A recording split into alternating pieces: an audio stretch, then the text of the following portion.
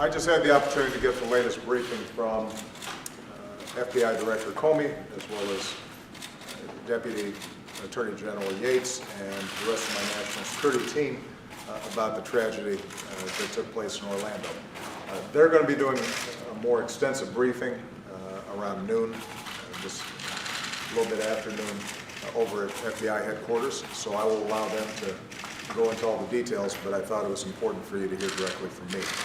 First of all, our hearts go out to the families of those who've been killed. Our prayers go to those who've been wounded. This is a devastating attack on all Americans. It is one that is particularly painful for the people of Orlando, but I think we all recognize that this could have happened anywhere in this country, and we feel enormous solidarity and grief on behalf of the families that have been affected. The fact that it took place at a club frequented by the LGBT community, I think, is also relevant. We're still looking at all the motivations of the killer, but it's a reminder that regardless of race, religion, faith, or sexual orientation, we're all Americans, and we need to be looking after each other and protecting each other at all times in the face of this kind of terrible act. With respect to the killer, there's been a lot of reporting that's been done. It's important to emphasize that we're still at the preliminary stages of the investigation, and there's a lot more that we have to learn. The one thing that we can say is that this is being treated as a terrorist investigation. It appears that the shooter was inspired by various extremist information that was disseminated over the internet.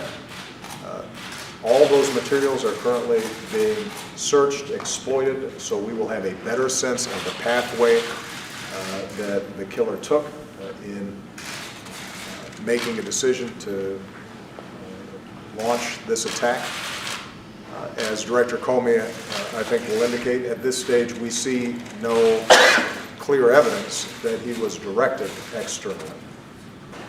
It does appear that at the last minute he announced allegiance to ISIL, but there is no evidence so far that he was in fact directed by ISIL, and there also at this stage is no direct evidence that he was part of a larger plot. In that sense, it appears to be similar to what we saw in San Bernardino, but we don't yet know. And this is part of what is going to be important in terms of the investigation. As far as we can tell right now, this is certainly an example of the kind of homegrown extremism that all of us have been so concerned about for a very long time. It also appears that he was able to obtain these weapons legally because he did not have a criminal record that in some ways would prohibit him from purchasing these weapons. It appears that one of those weapons he was able to just carry out of the store, an assault rifle, a handgun, a Glock, which had a lot of clips in it. He was apparently required to wait for 3 days under Florida law. But it does indicate the degree to which it was not difficult for him to obtain these kinds of weapons. Director Comey will discuss the fact that there had been some investigation of him in the past that was triggered, but as Director Comey, I think, will indicate, the FBI followed the procedures that they were supposed to and did a proper job. At the end of the day, this is something that we are going to have to grapple with, making sure that even as we go after ISIL and other extremist organizations overseas, even as we hit their leadership, even as we go after their infrastructure, even as we take key personnel off the field, even as we disrupt external plots. That one of the biggest challenges we are going to have is this kind of propaganda and perversions of Islam that you see generated on the internet, and the capacity for that to seep into the minds of troubled individuals or weak individuals, and seeing them motivated then to take actions against people here in the United States and elsewhere in the world that are tragic. And so countering this extremist ideology is increasingly going to be just as important as making sure that we are disrupting more extensive plots engineered from the outside. We are also going to have to make sure that we think about the risks we are willing to take by being so lax in how we make very powerful firearms available to people in this country. And this is something that obviously I've talked about for a very long time. My concern is that we start getting into a debate, as has happened in the past, which is an either-or debate. And the suggestion is either we think about something as terrorism and we ignore the problems with easy access to firearms, or it's all about firearms and we ignore the very real role that organizations like ISIL had in generating extremist views inside this country. It's not an either or, it's a both and. We have to go after these terrorist organizations and hit them hard. We have to counter extremism. But we also have to make sure that it is not easy for somebody who decides they want to harm people in this country to be able to obtain weapons to get at them.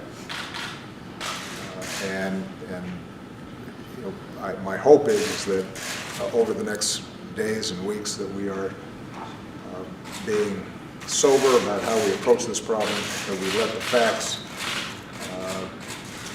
get determined by our investigators, but we also do some reflection in terms of how we can best tackle what is going to be a very challenging problem, not just here in this country, but around the world.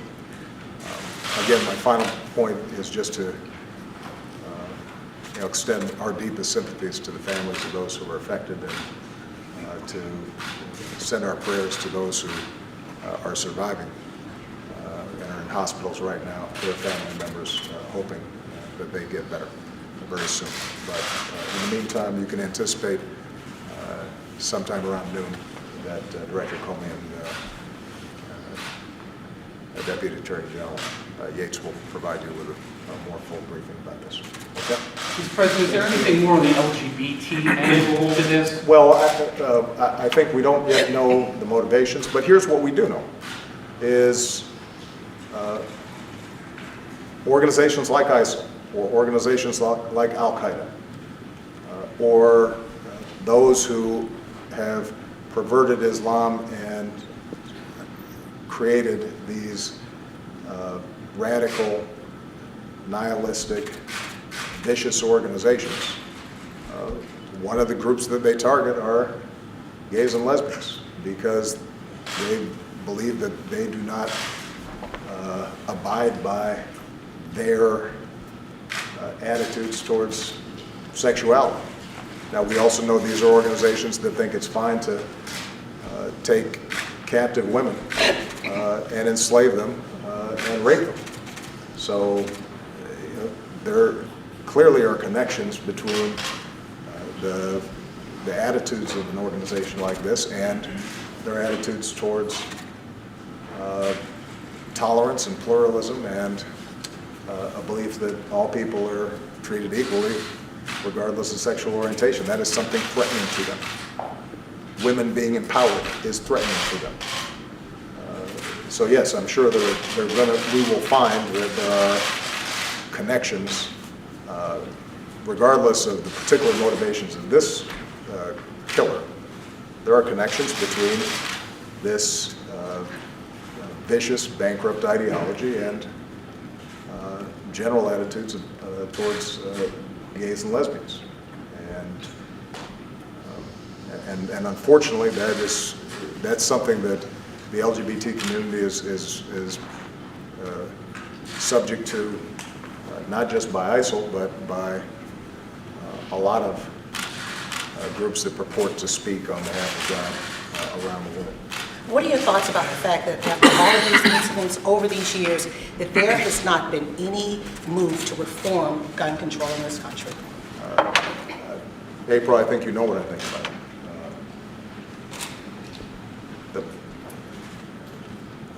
The fact that we make it this challenging for law enforcement, for example, even to get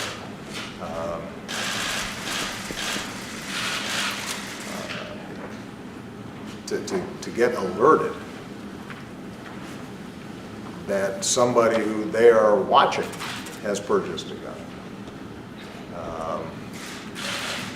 And if they do get alerted, sometimes it's hard for them to stop them from getting a gun, is crazy. It's a problem. And we have to, I think, do some soul searching. But again, the danger here is that then it ends up being